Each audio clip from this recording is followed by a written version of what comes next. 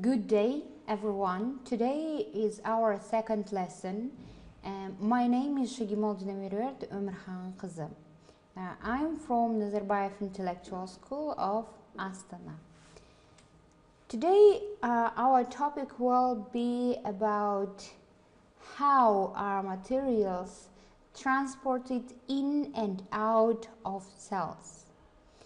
As you see from this picture, we will talk about cell membrane today. Cell membrane, previously we already said about a little bit of structure cell membrane. Here you see very interesting information from some magazine. Death by water at the end question.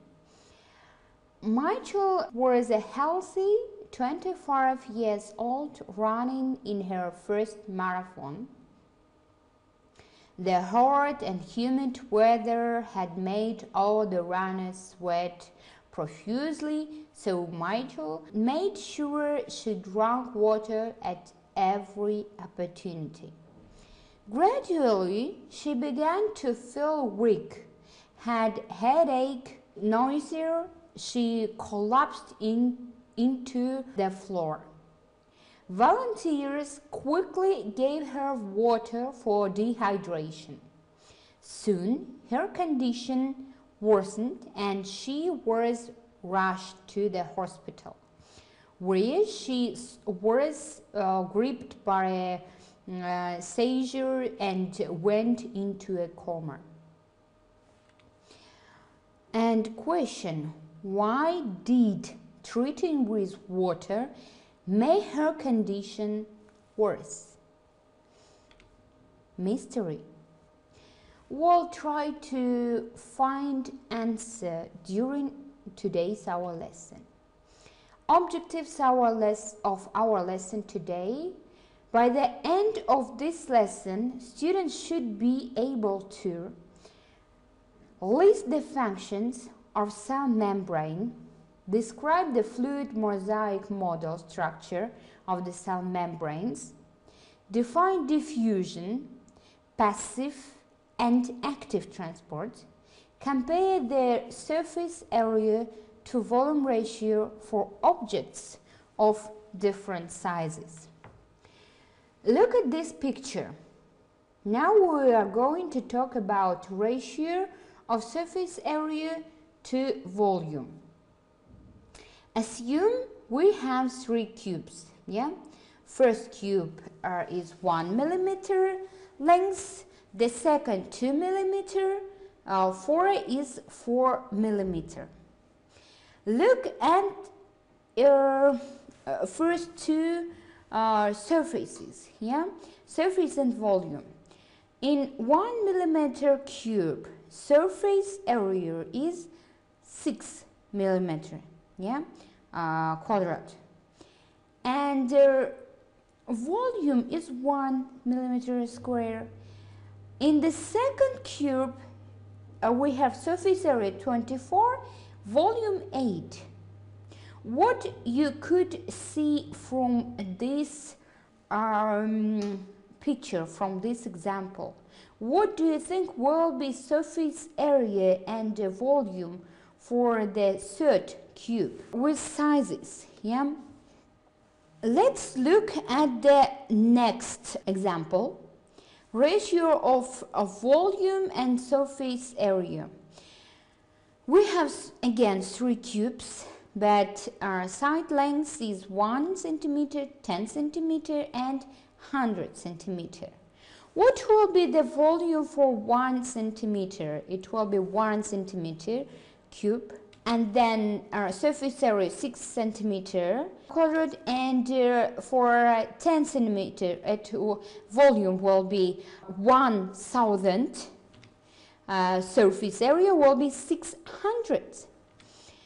In 100 centimeter, volume will be 1 million, and for the surface area, it will be 60,000.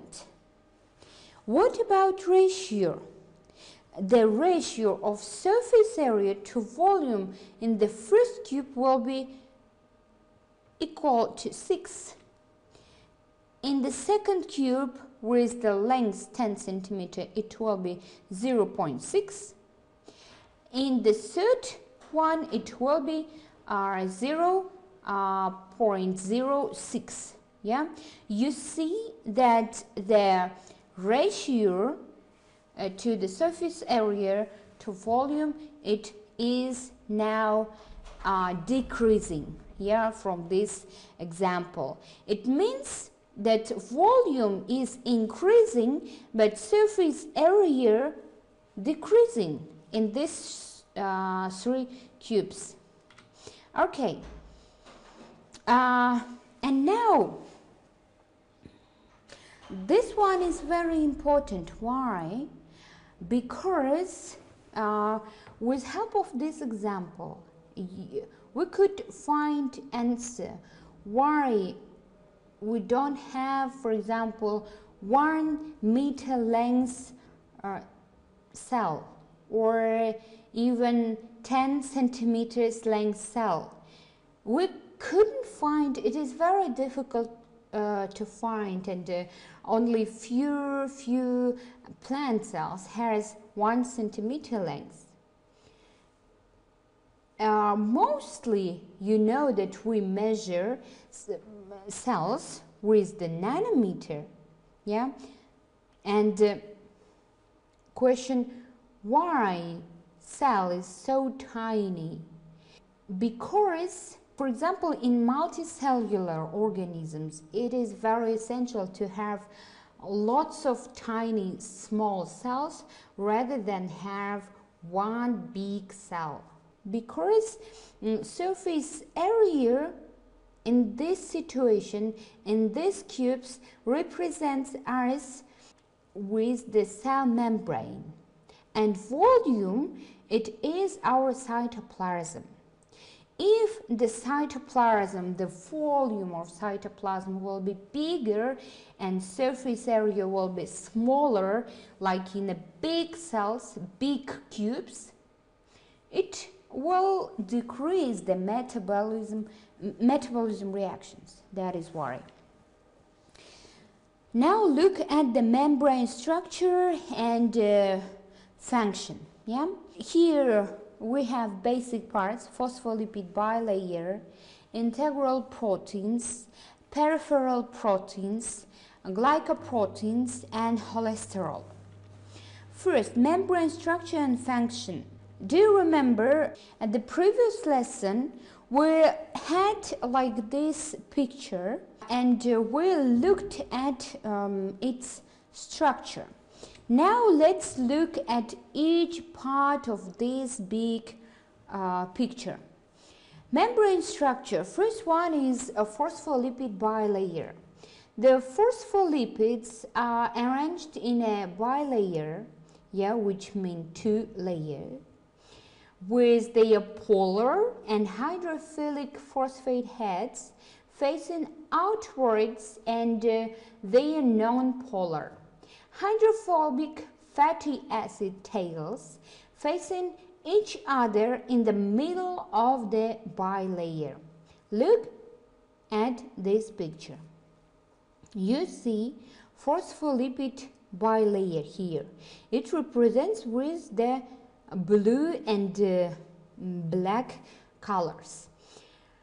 Each phospholipid has its own head, which is phosphor, yeah, and tail, which is consists of lipid, and we could represent it as the head and tail. The head is hydrophilic and the tails inside of the cell membrane is hydrophobic. It is very important to have hydrophobic layer because it acts as a barrier to all but the smallest molecules, for example oxygen and carbon dioxide, effectively isolating the 2 sides of the membrane. Phospholipids can exchange position in the horizontal plane but not the vertical. I will explain this sentence.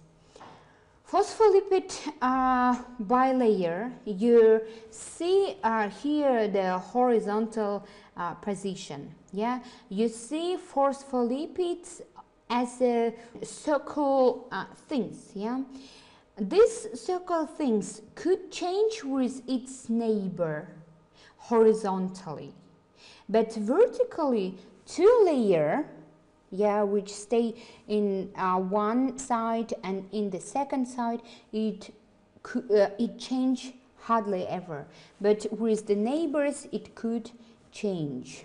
This is what I mean. Fluid mosaic model. Fluid because it can change shape, but also because the phospholipids can change position in the same plane. Mosaic, as the membrane has protein molecules embedded and attached to its surface. Yeah, mosaic. Okay, and this model accounts for the behavior observed in cell membranes.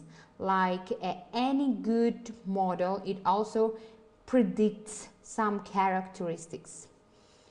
Okay, now look at the integral proteins. In this picture, you could see channel protein. Yeah, in the brackets, it's written integral protein.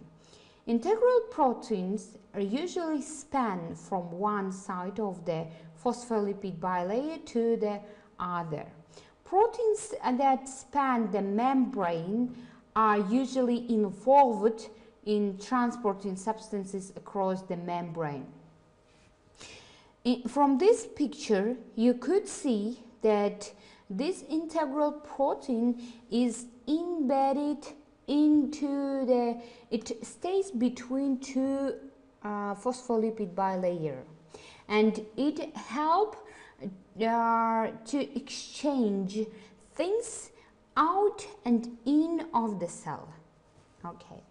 Peripheral proteins. Peripheral protein stay only in one side of the phospholipid bilayer. These proteins sit on one of the surface, yeah, or periphery. They can slide around the membrane very quickly and collide with each other, but can never flee from one side to the other. Proteins on the inside surface of plasma membrane may be involved in maintaining cell's shape or in cell motility.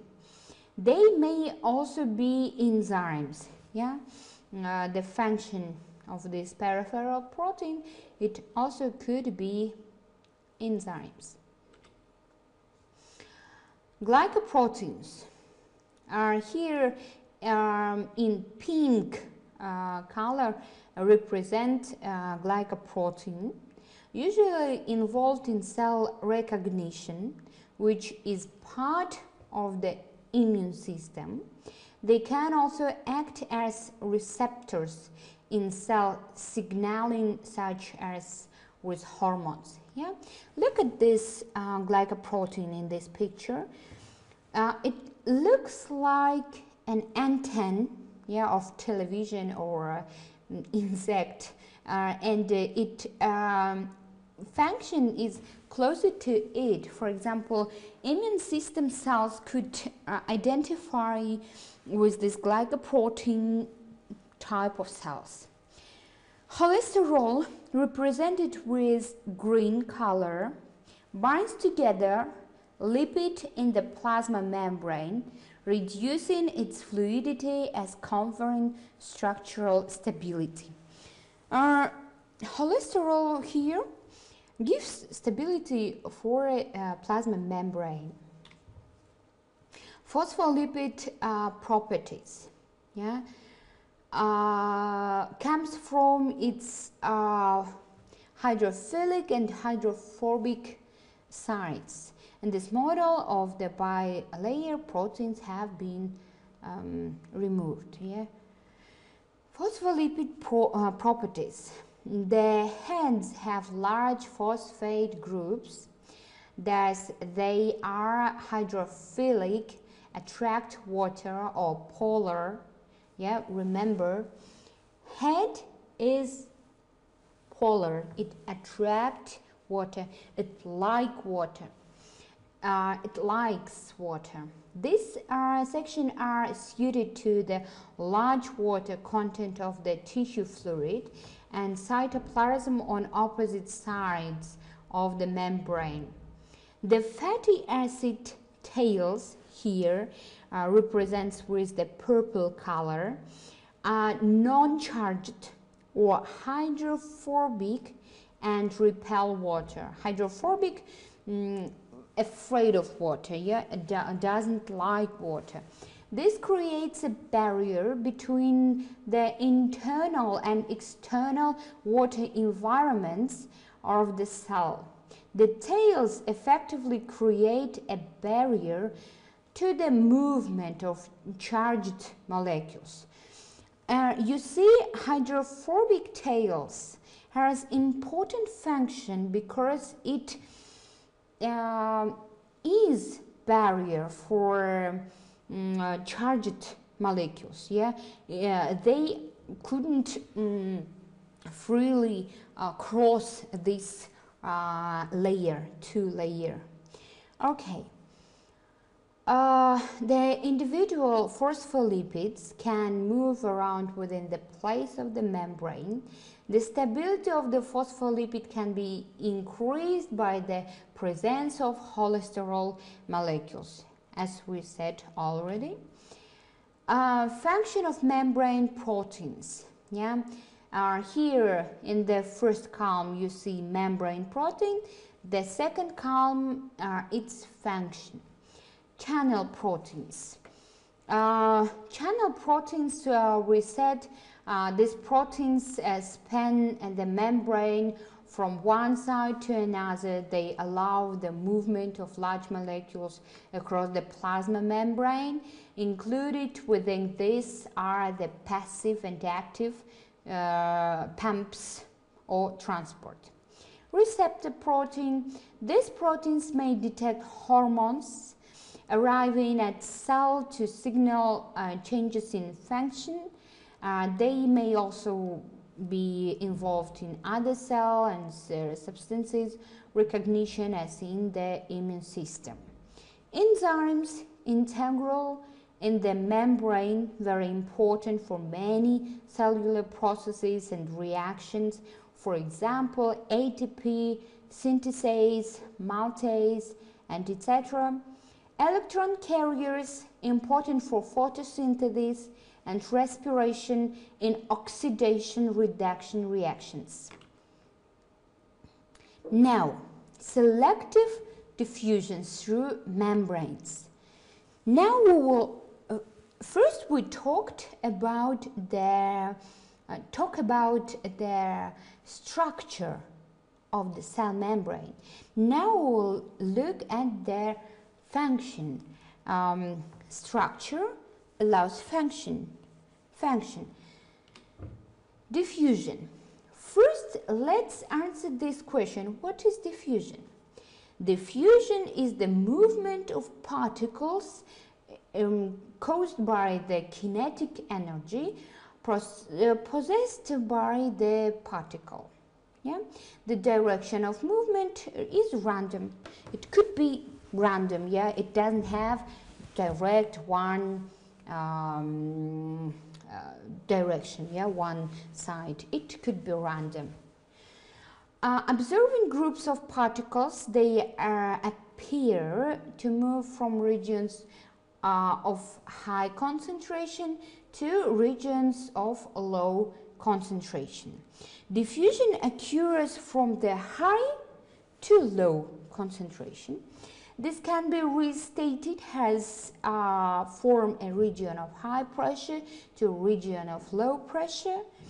However, most biological diffusion takes place through membranes and involves sources, sinks and diffusion gradient. Diffusion through a membrane. The places that supplies the high concentration of particle is called the source. The place where the substance are removed or changed is called the sink. Maintaining the concentration gradient between the two areas is the feature of biological systems. Now, let's think about one example. Example of diffusion is very simple. Think about time when you use perfume. Yeah, you use perfume, you spread it into your body, and then when you are moving around in the room, other people could feel that perfume from you. Why? Because on your clothes you have high concentration of that perfume, and it will spread into the low concentration of perfume molecules, and that is why all people around will feel that nice smell. It is very simple example. Okay, now think about another second example. You go into the canteen. You bought, for example, a cup of tea. Use the packet of one pocket of tea. Yeah, when you put tea into your boiled water, it will spread into water, because inside of that pocket you have high concentration of tea, and it will spread into your boiled water because there are low concentration. And for that you don't use extra energy. Okay. Now we'll look at osmosis. What is osmosis? Osmosis is also passive movement, but movement of water molecules across a partially permeable membrane. From a region of lower solute concentration to a region of higher solute concentration. Water moves kinetic energy through plasma membranes in an unrestricted way, as it is so small. Effect of osmosis on cells. The effect on a cell depends on whether the cell is animal or plant and has a cell wall. Look at this diagram here. First you have animal cell. This animal cell is red blood cell. And there we don't have any cell wall. Yeah, we have only cell membrane. Next one is plant cell. In plant cell we have cell wall. Look at the each column here. You see hypertonic, isotonic, and hypertonic solutions. Hypertonic solution has the solute concentration is lower, yeah, than in hypertonic solution. Hypertonic solution. Look at hypertonic solution. What will happen with the red blood cell if we will put red blood cell into the distilled water? That red blood cell will increase in size because the solute concentration is higher inside of the red blood cell rather than in the environment, rather than in distilled water. That's why it will become bigger and bigger. At the end, it could explode. What will happen with the plant cell? Plant cell has cell wall. That is why it will not explode or burst. It will, of course, increase in size, but it will have turgid. Turgid we have because of cell wall. Isotonic solution. In isotonic solution, the movement of water are equal water movement. It will go outside, then go inside, go outside, and go inside. You could not see any difference in size of cell in isotonic solution in animal cell. But again, the same situation you could see with the plant cell. Now look at the third column, hypertonic solution, where the solute concentration is higher.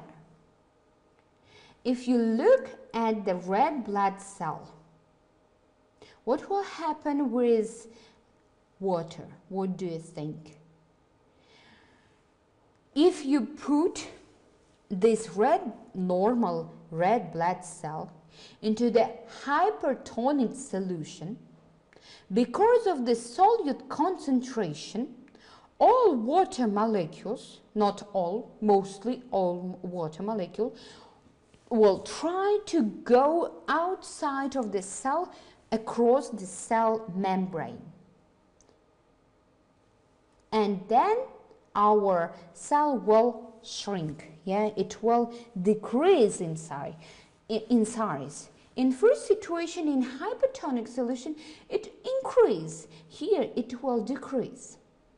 In plant cell, look at the plant cell. In plant cell, again, you see, because of the cell wall, we have different picture. Water out, volume decrease, but we have special process here which we call plasmolysis. It will plasmolysis. You see the cytoplasm starts to situate in the middle of the cell. And if you will put this cell again in normal or in isotonic solution, it will become again normal. This is the difference between animal cell and plant cell, how it affects on different solute concentrations. Okay. The examples illustrated the problems that organisms will have if they live in concentrated solutions, hypertonic solution, dilute solutions, hypotonic solution. Most organisms have a mechanism to deal with these difficulties. For you will be very useful if you will look at how different type of fish could live in its own native environment. For example, in salty water, in sea, in rivers. Okay. Now we'll look at movement of substances through membranes. We'll look at active diffusion and passive diffusion. In fact, we already touched some part of the passive diffusion. Passive diffusion has, it is osmosis.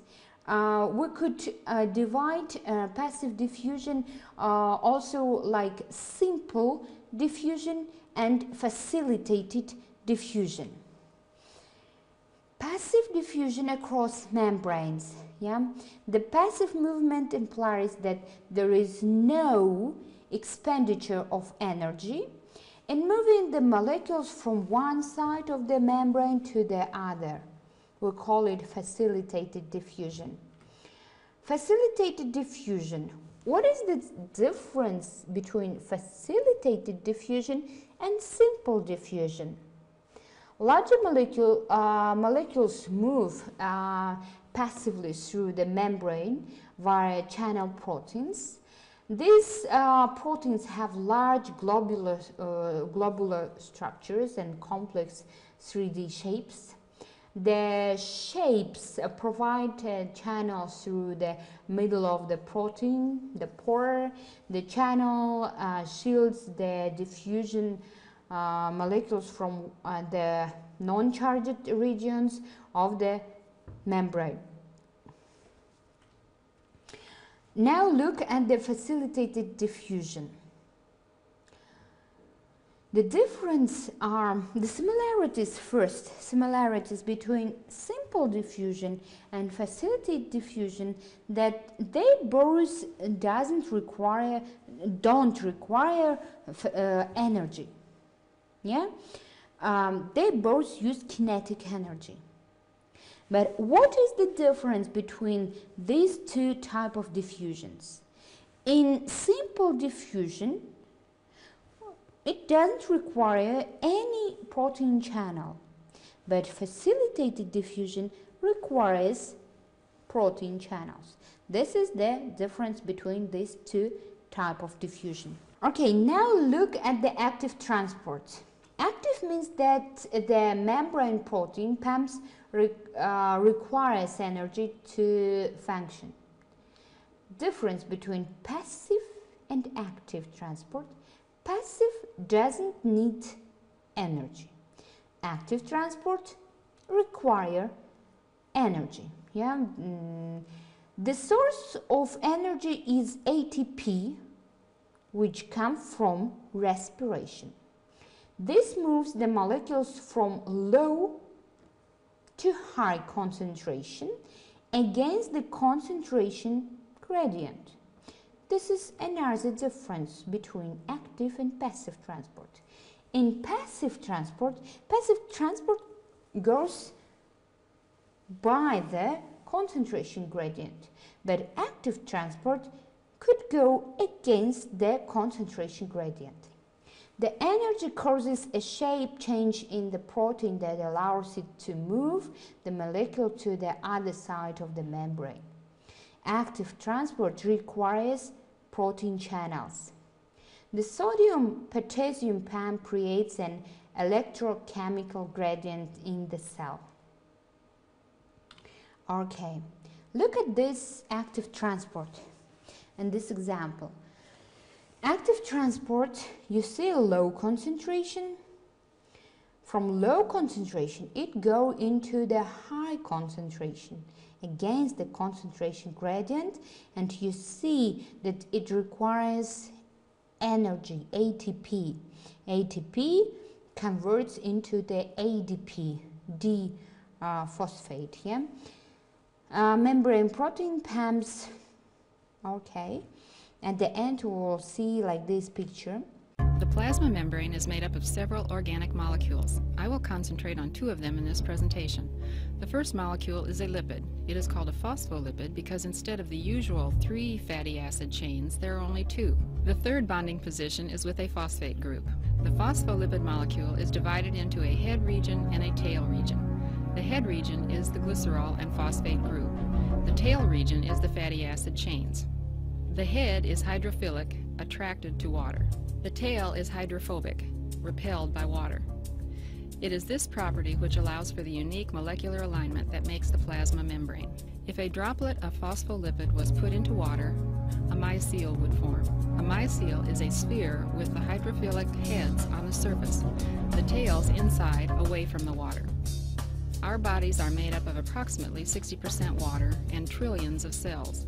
The water can be found inside the cells, outside the cells, and in the bloodstream.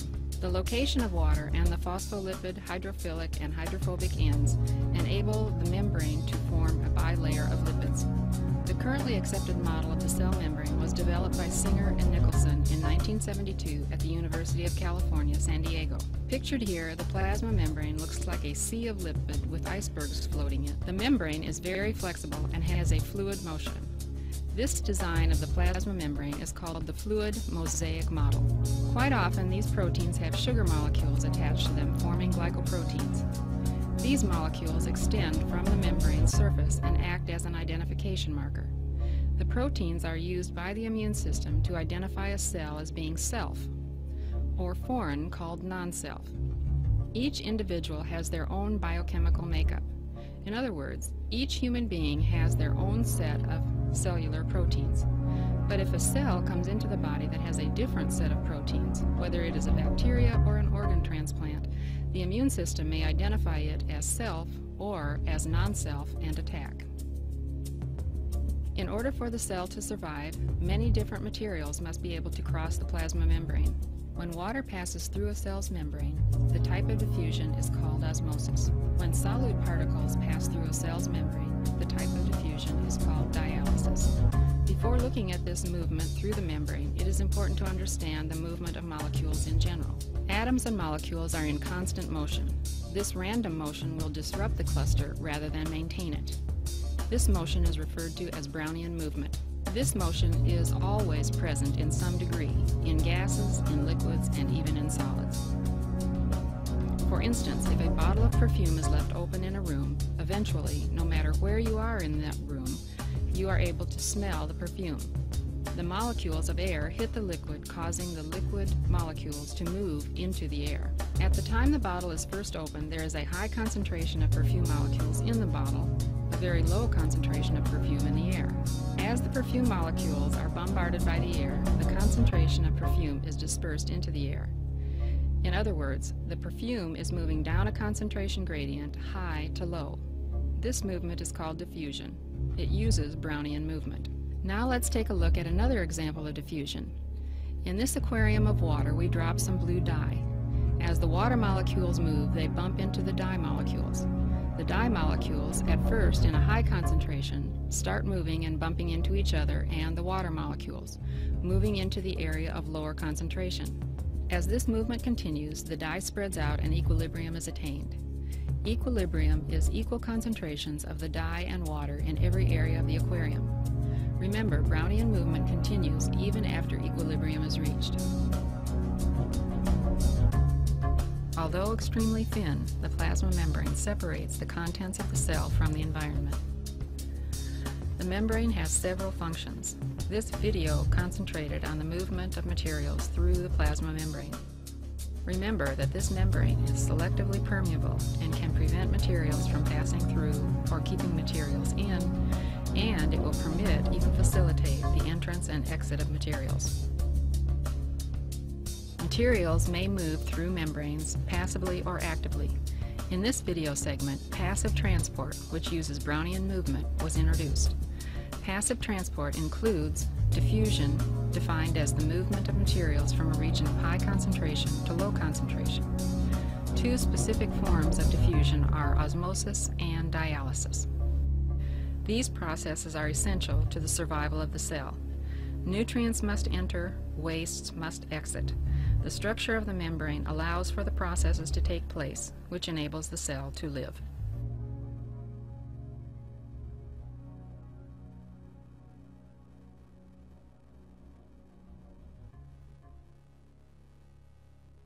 Active transport, you could see the way how it is going from this diagram. Yeah. Okay. You see here are three types of transport: active transport, passive transport, exactly facilitated diffusion, and diffusion. Active transport requires energy. It could go against concentration gradient, and passive transport, our first one, facilitated diffusion, doesn't require energy. It goes according to the concentration gradient, and it requires a protein channel. Diffusion, it doesn't require energy, and it goes according to the concentration gradient, and also it doesn't require protein channel. Movement of vesicles. Proteins for secretion and manufactured on the ribosomes of the rough endoplasmic reticulum. When finished, they enter the endoplasmic reticulum. Here they may be modified as they make their way to vesicle formation. The vesicle buds off and migrates through the cytoplasm. At the cell membrane, the vesicle fuses with the plasma membrane, secreting its contents outside of the cell. The vesicles from the Golgi apparatus are produced and secrete their contents in march the same way.